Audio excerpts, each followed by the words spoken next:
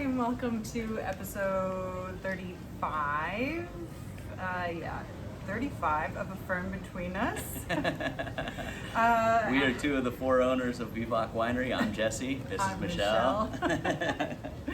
And we are once again pre-recording, but as you can see already, we are not rehearsed. We are not going to be editing so that it feels just like the live stream when we can do that. We have been...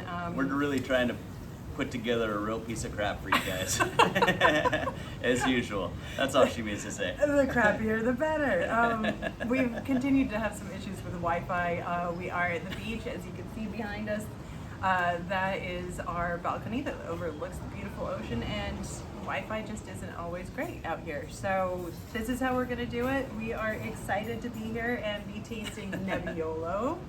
So while you fill in our friends and family and viewers with what we've been up to, I'm going to start drinking. We've been at the beach, but we've also been not going to the beach as much, which is a little weird. Sort of, when you're at the beach, don't you go? But we don't. Maybe it's just about relaxing to us right now, and it's been absolutely lovely. Well, this property is so gorgeous, and our villa is a multi-room, lavish, really sweet little spot. And they've got a staircase down to this incredible beach. It kind of feels like your own little beach. I mean, you and your 100 closest friends, I guess.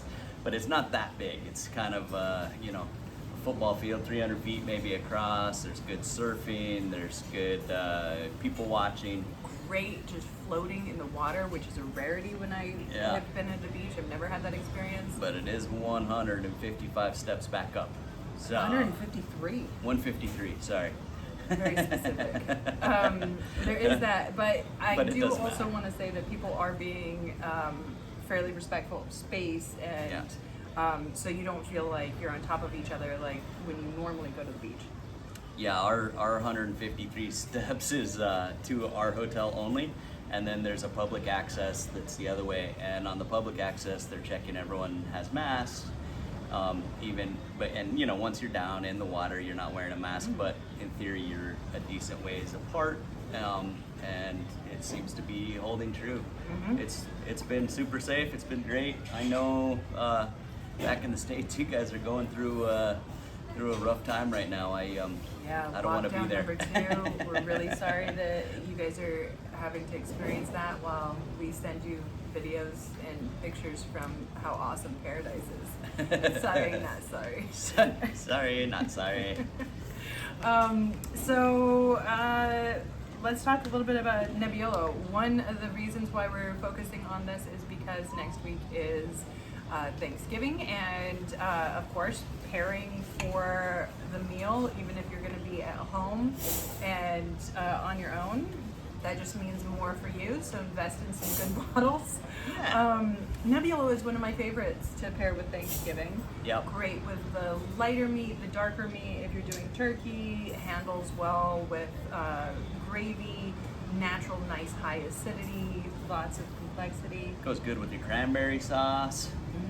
Whether you make it spicy or super zesty or super cranberry-ish, however you do it, it usually pairs pretty well. Especially if you put nuts in the stuffing, that's always really nice. So we found Nebbiolo, a nice complex Nebbiolo, and Rosé are the two wines that we traditionally promote for Thanksgiving meal. Absolutely, and Wine Club members are getting the Divino, the new release Divino, which of course has Nebbiolo in it, and so that's another easy pairing and such a beautiful wine, and it is with our new label for the Divino and Diavolo. We have taken a sidestep, and we are not showcasing a local artist this time.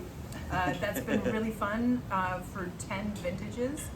It's been incredible, and we've worked with so many wonderful artists, but it was time to change things up and do something a little bit more in keeping with our style as far as very modern and clean and contemporary. And so hopefully everybody that gets that loves it. And we were actually just chatting with Liliana and Chris at home about People are really excited about this new vintage, and while we did separate them so that you can get the Divino and Diavolo separately in your wine club instead of a pairing, they are still a great pairing, and so people want them at the same time to give as gifts, and we want you to be able to do that. So we're going to do a special pre-release of the Diavolo, which will be the next wine club shipment.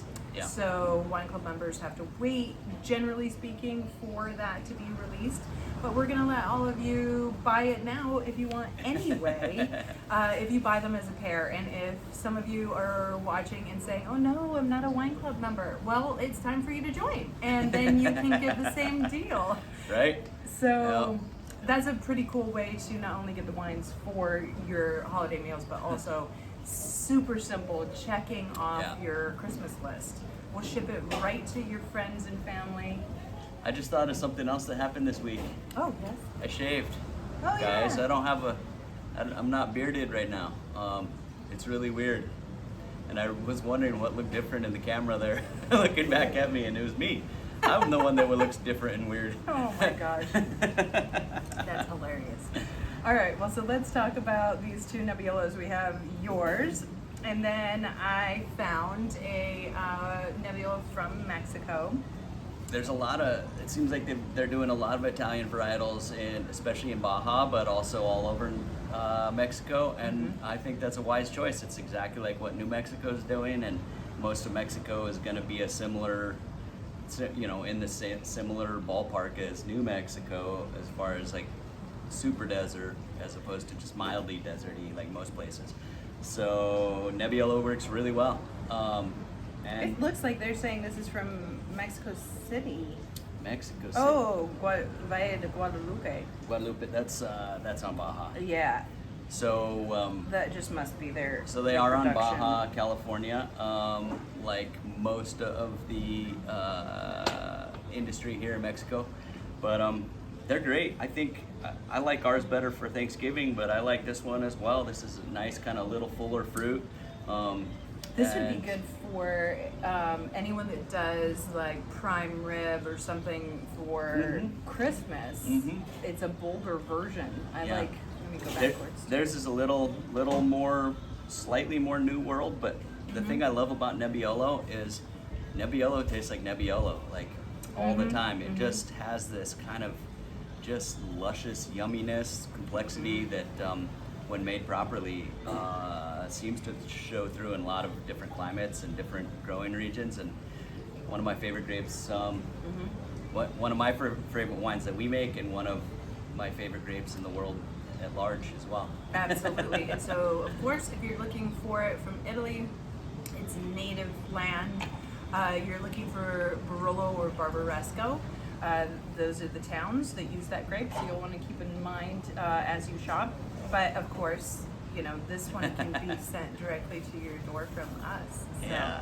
that's always the choice to make.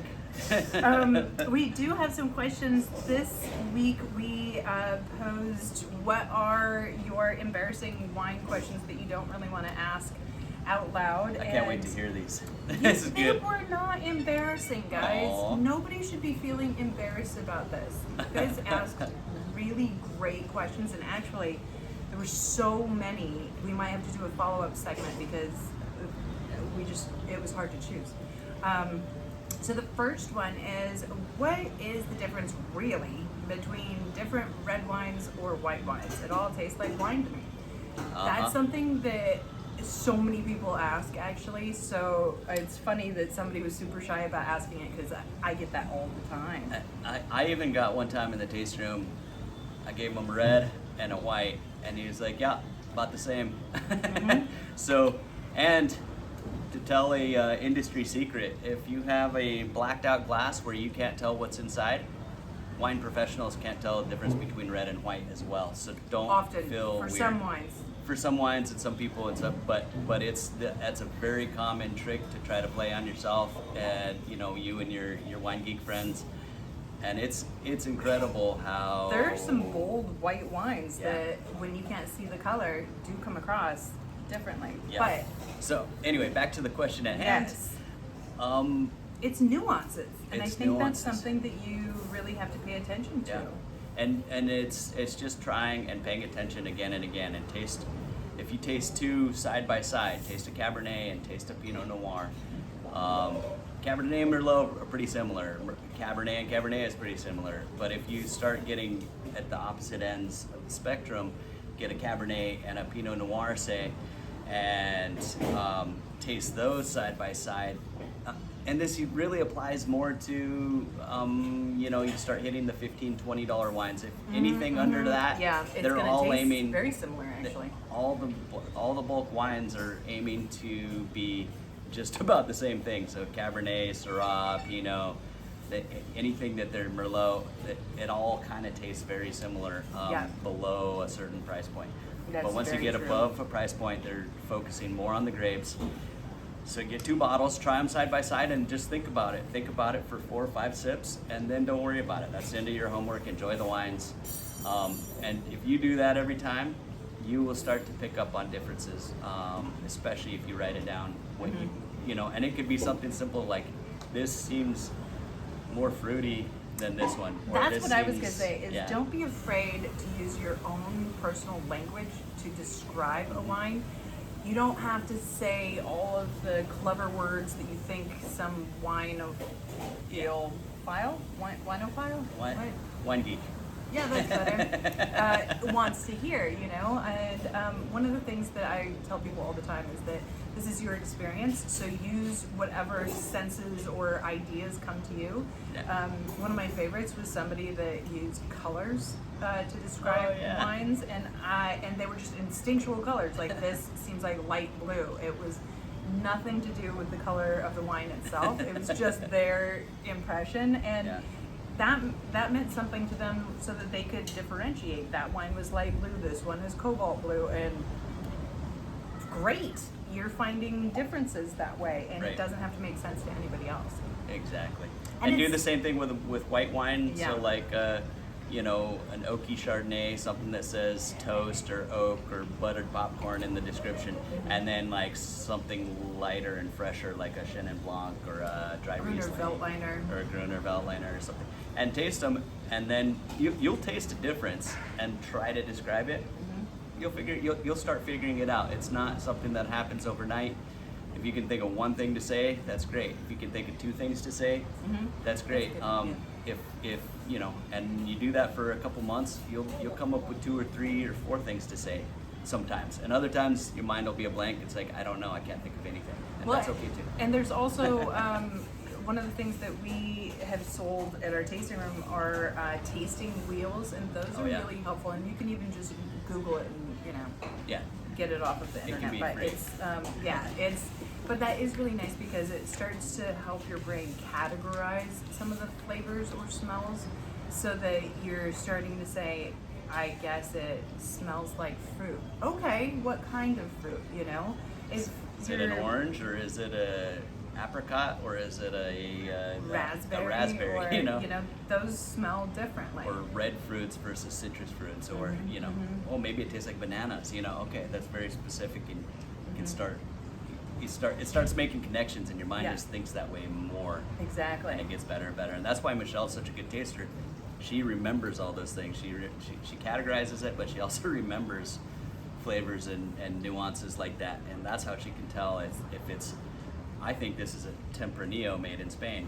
I think this is but it's because of constantly doing it, lots of practice, and then for some reason she can remember it, which is amazing.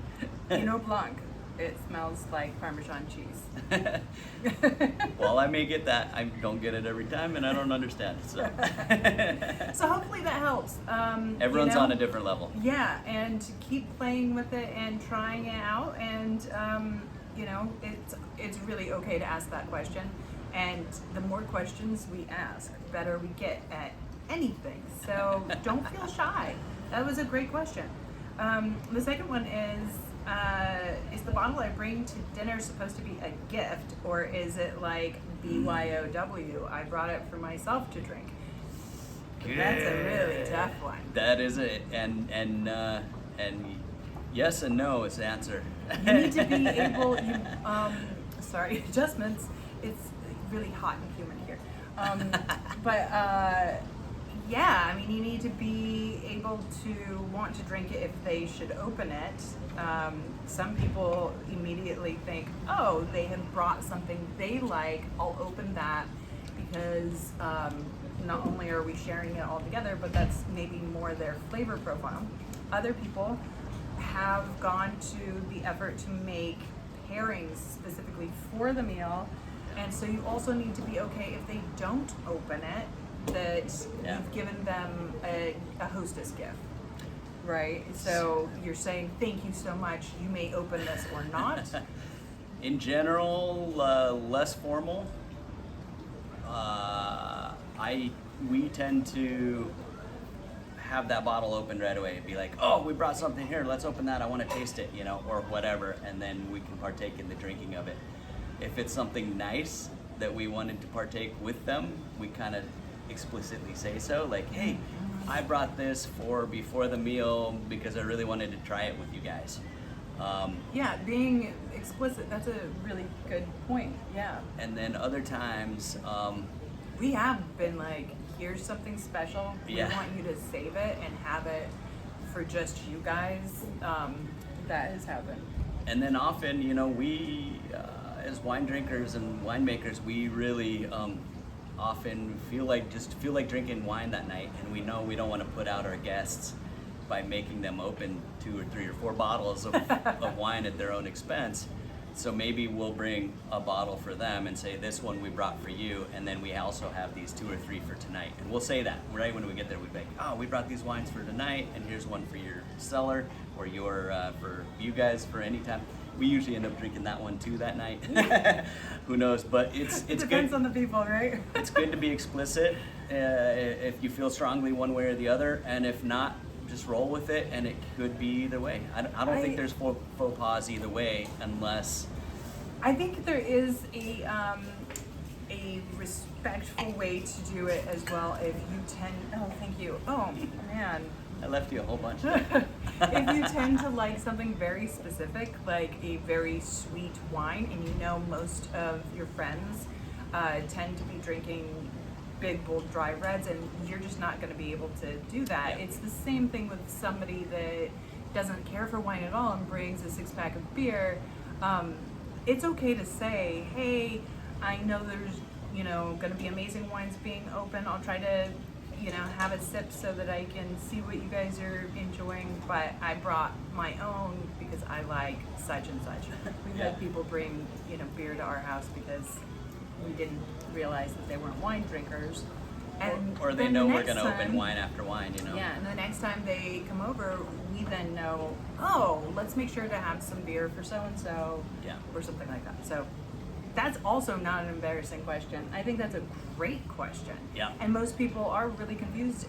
Most people get really confused when they come to our house because they're like, oh, we're not supposed to drink anything else other than Vivac wine. And that's also not true. And then they'll buy a bottle of wine from us to bring to us, and I'm like, oh so man, sweet, we're just gonna drink that for free all night. We want experiences. We want to drink this bottle from Mexico or anything else.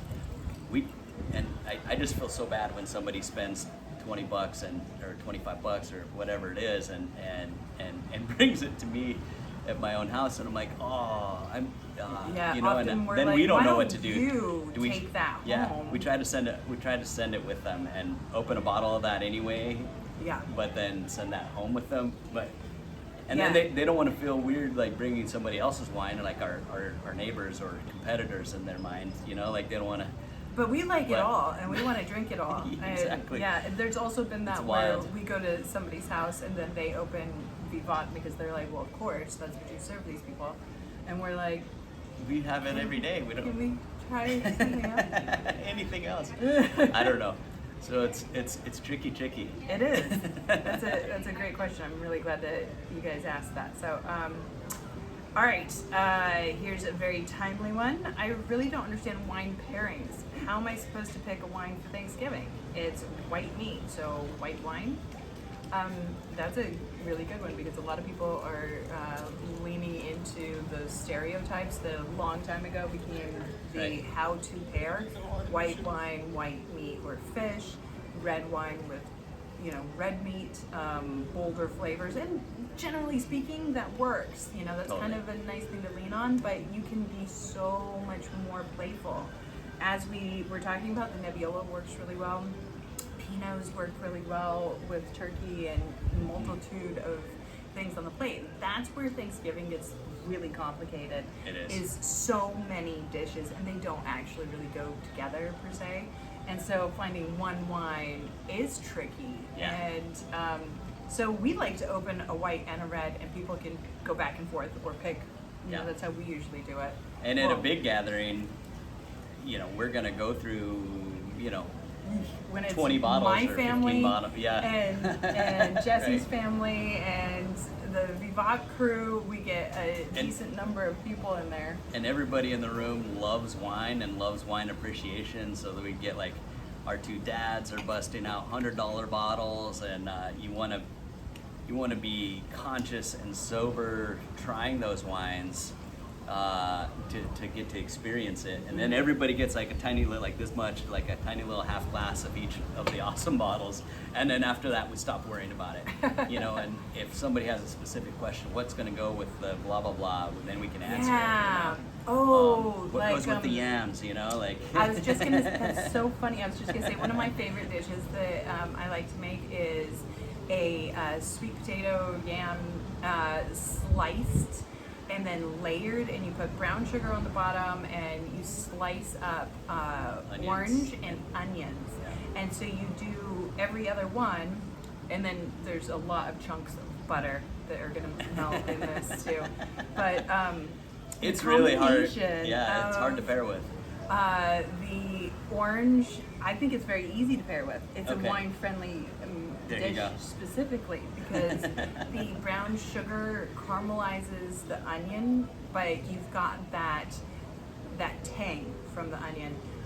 You also have a citrus note, and then you've got the earthiness of the yam or the sweet potato. Yeah. So your Nebbiolos go great. Your Chateauneuf de Pape is one of my favorite to pair. That already has a lot of those tidbits in there that Yeah. make it really, really nice. So if you can add onion to any of your dishes, by the way, the stuffing, the mashed potatoes, even in a subtle way, it makes it much more wine friendly. So. Yeah. And in general, any of the herbs and spices that you add help. And then another really good one is Mashed potatoes? yeah, steam some cauliflower, puree it, and put it in your mashed potatoes to like 25% cauliflower to 3/4 potatoes. That helps. That makes it so much more wine friendly. Which is a subtle thing too. Yeah. Most people can't even pick it up, and It makes the potatoes better too. yeah, It really does. It's wild. really flavorful, and it's fantastic. So there's a fun little hack. All right, the final question is: how are you supposed to do a wine tasting exactly? Am I supposed to take notes or what? I love this because we were actually just talking about some interesting tidbits with people taking notes or not, and wine tasting, and how one of the things that can happen is if you make faces. This actually got started because my face was evidently contorting quite a bit with the mezcal tasting last week. So a fair amount of you wrote in and had funny comments about how entertaining it was to watch me taste mezcal. And I have a couple of things about that. One is that's such a no-no, and I'm so sorry that I fell into that trap, because one of the things I try to tell people when they go wine tasting is to try to avoid making faces, because the other people that are tasting around you may not have the same experience, but when they see somebody grimace, they naturally take that into account and start to have sour ideas of the wine that maybe they were even enjoying, but now have been influenced by your ew, oh, ew. So I'm sorry, those were all fabulous mezcals, and my face should have been like, She's not a spirits drinker. Doesn't dig on the spirits in general, and they're difficult for her. Just like wine may be difficult for, for people who aren't used to it. That's a good point. Yeah. And it is hard to avoid that, but also try. Yeah, right. You Doesn't can mean always yeah. say this isn't to my palate, it isn't to my taste, instead of saying this is yucky or Oh. bad or something like that. Right. They asked about taking notes. Oh yeah. So back to the notes. Yes, absolutely. Take notes if you can and are at all studious. It will help you remember the wine. It will help you discern the wine, even if it's like in the moment. It'll help you discern better what's going on in the wine and help you decide if you like it or not for your purposes. Even if it's just the name of the wine and yes or no. Right. Because after a tasting of you're gonna 8, try 6 or sometimes 10 or something, and you're gonna the individuals will be lost. You'll know like that one was the best one. I remember. Why? I don't know. Yeah. But best and worst almost don't even matter. I mean, unless it's like, do I buy it or not? But other than that, you're not gonna remember it until you open the bottle again. But if you write down a couple notes, that'll help. It'll also help you with your tasting ability over time. Yeah. Michelle, we had some people over here the other night, mezcal Because producers. wouldn't you know it, that we find people in the booze industry everywhere we go. So Yeah. we've made friends. So with they were somebody, the New York mezcal version of us. and they're like, we need to take some notes on some new ones that we're thinking of importing. Would you like to do a tasting with us? And imagine what we said. Absolutely. So we had them over here. We tasted a bunch of mezcals and got another primer on mezcal itself, and got some offbeat stuff. Fascinating. And, really, really, really fun. And Michelle was taking notes the whole time. I'm a super wine geek, though. I mean, I take Yep. notes every time. We had many meetings throughout Central Europe, and I filled an entire notebook, and that just helps so that later when I refer back, I can remember the strange names or things I'm not familiar with, or Yep. fun tidbits too. So I'm a big fan of taking notes. But you can also just set the record on your phone. If somebody's giving you a lot of really good information during a tasting, ask them, can I just record this?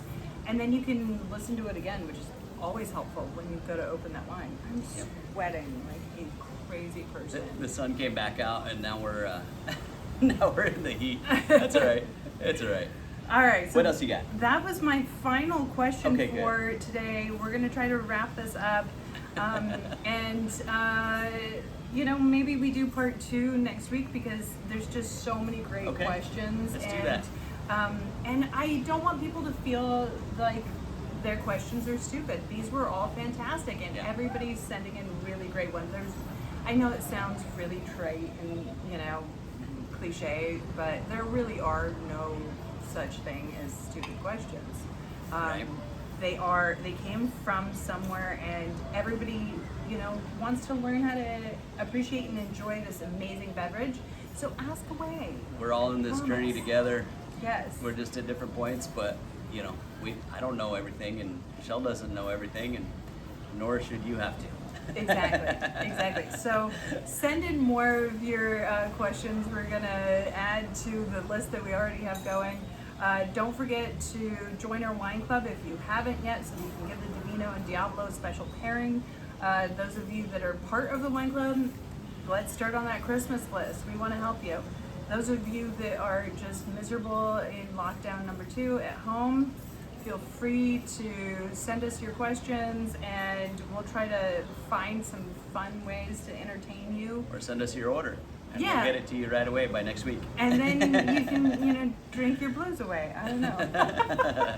All right, so we're going to be in a new location next week when we see you again, and that one should be live. May or may not be live. That's what she may needs to say. It may or may not be, but we're due to be in a city with regular Wi-Fi, and so that's what I'm planning. All right, you All guys. right, guys. Thanks so much. Cheers with my empty glass. Oh, that's so sad.